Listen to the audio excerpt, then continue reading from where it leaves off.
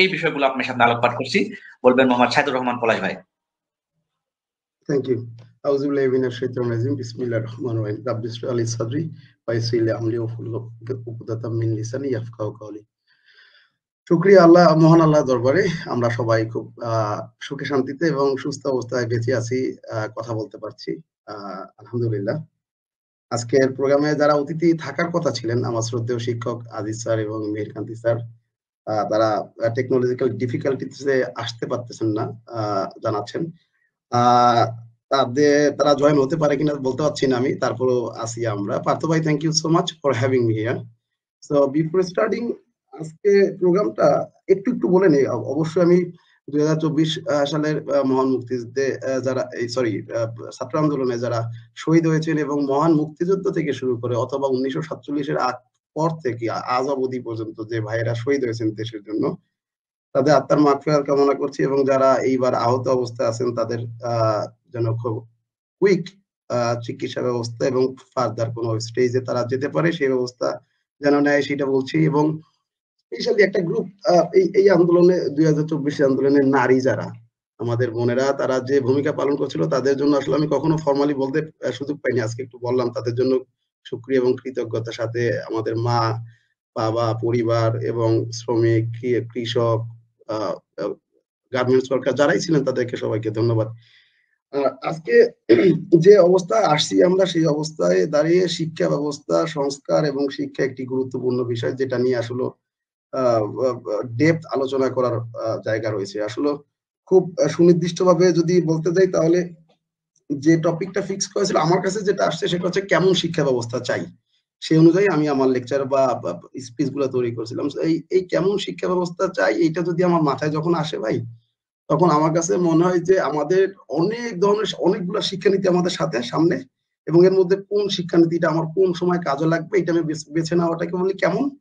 অথবা এরকম যে শিক্ষা ব্যবস্থাটা আছে সেটা এতটাই ধ্বংসাত্মক যে এখন নতুন একটা শিক্ষা ব্যবস্থা আমার দরকার, সেইটা আমি কেমন রূপরেখা দেবো এরকম। আর একটা জিনিস বিষয় হচ্ছে এই শিক্ষা ব্যবস্থার নিয়ে এত কথা আলোচনা হয়, সেই আলোচনাটা এই পর্যায়ে এসে আমার কাছে এরকম মনে হয় ডন্ট টেক ইট আদারওয়াইজ, যে স্কুলে আমরা প্রাইমারি লেভেলে শিখছিলাম, দেখছিলাম যেমন খুশি তেমন সাজো, তো এরকম একটা অবস্থা। তো আজকের আলোচনায় আমি শিক্ষা ব্যবস্থা সাজতেছি ভাই, এবং এই আলোচনায় বাংলাদেশের শিক্ষা ব্যবস্থা কোথায় প্রবলেম একটু আগে ব্যাকগ্রাউন্ড আলোচনা করতে হবে, আদারওয়াইজ কেন আর কি আমরা কোথায় যাব সেটা ফিক্স করা যাবে না।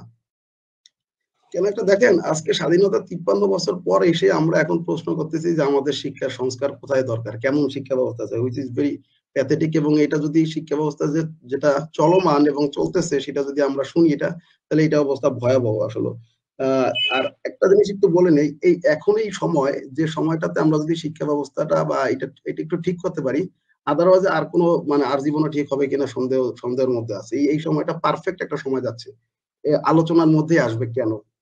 তো এখন দেখেন আমরা শিক্ষা ব্যবস্থাটা কেন মানে প্রয়োজন সংস্কার বা নতুন শিক্ষা ব্যবস্থা সংস্কার মানে প্রয়োজন, সেটার একটা এক্সাম্পল দিতেছি যে 97% মুসলিম কান্ট্রি, মানে মুসলিম সংখ্যাগরিষ্ঠতার দেশ একটা, বা অনেকে বলে 90-এর উপরে ধরি আমি, সেখানে আমরা 25 বছর 30 বছর পার হয়ে যেতেছি, আমরা এখনো যদি বলি 25টা সূরার নাম, 5টা সূরার নাম আমরা বলতে পারবো না।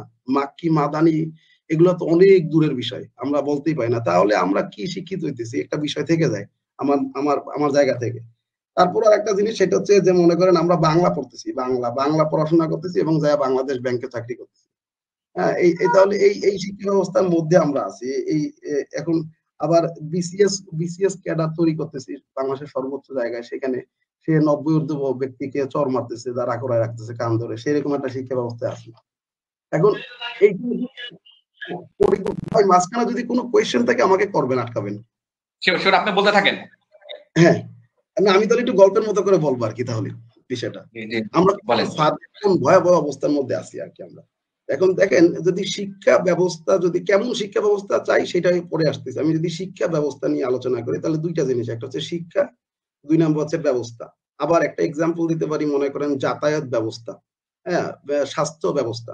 শিক্ষাটা কি আগে সেটা আমাদের জানতে হবে। আমরা আসলে আমরা মানে শিক্ষিত হতে পারি, আমরা শিক্ষার ডেফিনিশনটা আমরা আসলে দুঃখিত আমরা জানি না, কারণ আমরা getting PhD doesn't mean you are educated. If it is right, তাহলে কিন্তু এই যে রিক্সাওয়ালার সাথে আমরা ঝগড়া করতাম না, এরকম একটা বিষয়, হ্যাঁ, রিক্সায় ভাড়া নিয়ে। তো এই জায়গাতে আমাদের তখন হচ্ছে শিক্ষার ডেফিনেশনটা খুঁজতে গেলে একটু টাফ হয়ে যায়। আসলে শিক্ষার ডেফিনেশন দেওয়া মানে খুব কঠিন একটা কাজ। যেমন আমাকে যদি জিজ্ঞাসা করা হয় বাবার ডেফিনেশন কি বা মার ডেফিনেশন কি, it's very tough to explain. এরকম একটা বিষয় হচ্ছে শিক্ষা। এত সহজ একটা বিষয় না। তবে কিছু জিনিস আমরা যদি আইডেন্টিফাই করি তাহলে শিক্ষার মর্মটা কোথায় বা শিক্ষা কেন প্রয়োজন সেটা কিনা বোঝা যায়। যেমন একজন ওই যে দক্ষিণ আফ্রিকার একটা বিখ্যাত ইউনিভার্সিটি, কেপটাউন ইউনিভার্সিটি, সবচেয়ে পুরাতন ইউনিভার্সিটি, সেইটার দেয়ালের সামনে লেখা আছে যে যদি কোনো দেশের শিক্ষা কোনো দেশকে যদি অন্ধকার বা ধ্বংসের দিকে ঠেলে দিতে চাও তাহলে সেই শিক্ষা ব্যবস্থাকে একটু নকল বা কোনো কিছু দিয়ে মিশিয়ে বিকারগ্রস্ত করে দাও, তাহলে সেইখান থেকে যে ইঞ্জিনিয়ার বেরোবে তারা বিল্ডিং তৈরি করবে, ধসে যাবে সেই বিল্ডিং, যারা ডাক্তার হবেন তারা রোগী পেশেন্ট বেডে মেরে ফেলবে দাঁত অপারেশন করতে যে, এবং আইন যারা রক্ষা করবে তারা আইনের মর্মই বুঝবে না। এরকম একটা শিক্ষা ব্যবস্থা, মানে শিক্ষার গুরুত্ব এতটুকু। আবার একজন ব্যক্তি সফটওয়্যার সে বলছে যে the root of education is bitter but মানে future of education is sweeter. তো এর মানে হচ্ছে এর এর খুব গুরুত্ব আছে সমাজে, অফকোর্স গুরুত্ব আছে, কিন্তু এটা যে গুরুত্বটা কতটুকু সেইটাই আমরা বুঝাইতে ব্যর্থ হইতেছি। এইটা একটা one of the biggest problems of education and limitations in Bangladesh. তো যার কারণে এডুকেশনের উপাদান কোনটা বা এডুকেশনের বৈশিষ্ট্য কোনটা এটা একটু আগে জেনে নিই। এডুকেশনের মূল উপাদান হচ্ছে 5টা। একটা হচ্ছে শিক্ষার্থী, শিক্ষক, কন্টেন্ট, পরিবেশ এবং লক্ষ্য। এই 5টা জিনিস থাকতে হবে একটা শিক্ষা। আবার বলি একটু, শিক্ষার্থী, শিক্ষক, কন্টেন্ট, পরিবেশ। আমি ওই যে শিক্ষক তো দুইবার বলা হয়ে গেল আর কি, সরি ফর দ্যাট।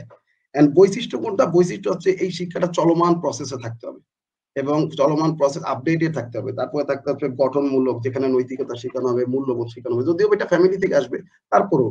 তারপরে হচ্ছে উন্নয়নমূলক হবে এবং খুব গুরুত্বপূর্ণ একটা বিষয়, ধর্মীয় শিক্ষা ব্যবস্থা একটা ইয়ে থাকতে হবে, মানে ট্রাস্ট থাকতে হবে। যে যে ধর্মের সেই ধর্মের একটা বেস থাকতে হবে। উইদাউট মানে টাচ অফ রিলিজিয়ন এইটা এই জাতি, কোনো জাতি কখনো উন্নত হবে না। এবং শুনে অবাক হবেন যে পাশের যে দেশগুলো উন্নত, সেই দেশগুলো এই যে ইরাক, ইরান, তারপরে এগুলা ওই যে গবেষণা করতেছে সবগুলার বেসমেন্টে হচ্ছে কোরআন, একটা একটা আয়াত।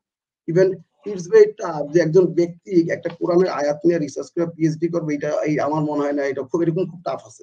হ্যাঁ, তবে মিজানুর রহমান আজহারি শুনেছিলাম যে একটা আয়াতের উপরে কাজ করছে। এবং এই যে শিক্ষা ব্যবস্থা, এটা পাওয়ার কোথায়? এটার পাওয়ারটা এতটাই যে আপনার জাতিকে মানে ওই যে করোনা এমন একটা বিষয় যে করোনা কিন্তু আমাদের টাচ করে নাই, কিন্তু আমরা মরে গেছি। আমি মানে একটুখানি আমার হাওয়া লাগছে মারা গেছে এরকম। তো শিক্ষার অবস্থাটা এরকম লং টার্ম একটা ইফেক্ট, এবং এই যে ফাঁদের মধ্যে আসি আমরা, এটা খুব ভয়াবহ।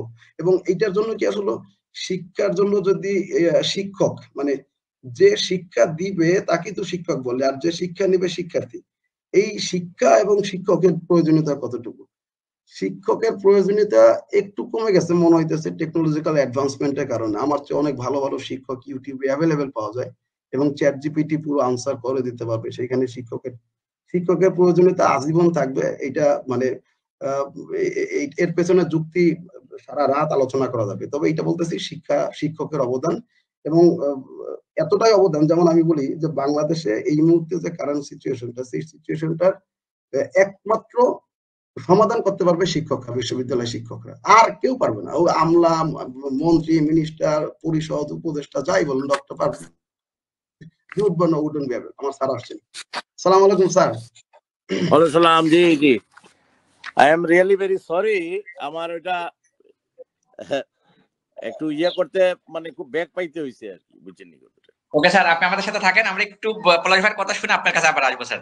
জি জি জি। তাহলে এতক্ষণ ধরে আমরা আলোচনা করলাম শিক্ষাটা কি, আর এখন হচ্ছে একটু আলোচনা করিনি এই অংশ। শিক্ষা গুরুত্বপূর্ণ জিনিস, এখন হচ্ছে ব্যবস্থাটা কি? মনে করেন আমি এখন মাছ ধরতে যাব। মাছ ধরতে যাওয়ার জন্য তো আমার রকেট নিয়ে আমি কখনো যাইতে পারবো না মাছ ধরতে। তো আমার একটা নির্দিষ্ট যান আছে, বাহন আছে, এবং প্রসেস ওই অনুযায়ী আমি মাছ ধরতে যাবো। তো শিক্ষাটার একটা ব্যবস্থা থাকা উচিত, মানে শিক্ষার একটা ব্যবস্থা থাকা উচিত। এবং এই জন্যই শিক্ষা ব্যবস্থা, এই দুইটা ওয়ার্ড কিন্তু আমরা কাউন্ট করলাম। এখন এই শিক্ষা ব্যবস্থাটা কি? একটা গঠনমূলক পরিকল্পিত নীতি প্রণয়ন করা, যে নীতির মাধ্যমে ওই যে শিক্ষা ব্যবস্থা সেটা আমরা প্রাতিষ্ঠানিক একটা রূপ দিতে পারবো। এই জন্য একটা নীতি থাকা হতো। ওইটার জন্য যেমন 5টা উপাদান ছিল, এই শিক্ষা ব্যবস্থার জন্য হচ্ছে কয়েকটা উপাদান আছে। যেমন একটা লক্ষ্য থাকতে হবে, প্রাতিষ্ঠানিক শিক্ষা থাকতে হবে, কাঠামো থাকা লাগবে, একটা পরিক্রমা থাকা লাগবে। এর মধ্যে সবচেয়ে গুরুত্বপূর্ণ একটা উপাদান আছে শিক্ষার্থী, শিক্ষক এবং অভিভাবক। এই তিনটার বিষয় থাকা লাগবে। এবং আরো একটা বিষয় আছে যে অর্থ, প্রযুক্তি, প্রশাসন এবং ধর্মীয় মূল্যবোধের টাচ থাকতে হবে শিক্ষা ব্যবস্থার মধ্যে।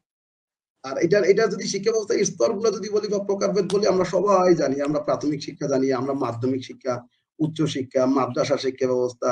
এর মধ্যে ধ্বংসাত্মক একটা শিক্ষা ব্যবস্থা নতুন আসছে, সেটা হচ্ছে অপ্রচলিত শিক্ষা ব্যবস্থা।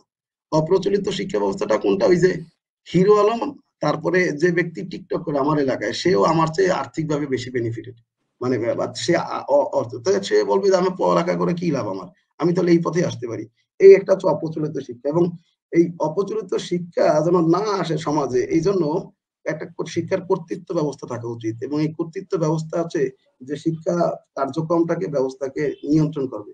এবং বাংলাদেশে যদি আপনি খেয়াল করেন, তাহলে আমাদের হচ্ছে ওই যে এনসিটিবি আমরা বলি, তারপর ইউজিসি বলি আমরা, তারপরে এডুকেশন মিনিস্ট্রি বলি, প্রাথমিক মন্ত্রণালয় বলি, এগুলো হচ্ছে আমাদের শিক্ষানীতির কি বলে ব্যবস্থার কর্তৃত্ব। এটা না থাকলে আমাদের অপ্রচলিত শিক্ষা বেশি আসবে। তো এই হলো অবস্থা। শিক্ষা ব্যবস্থা পর্যন্ত আলোচনা করলাম, এখন বাংলাদেশের শিক্ষা ব্যবস্থা আলোচনা করবো। স্যার কথা বলুক পরে আবার ভাই, যে বাংলাদেশের শিক্ষা ব্যবস্থা কেমন। ধন্যবাদ পলাশ ভাইকে।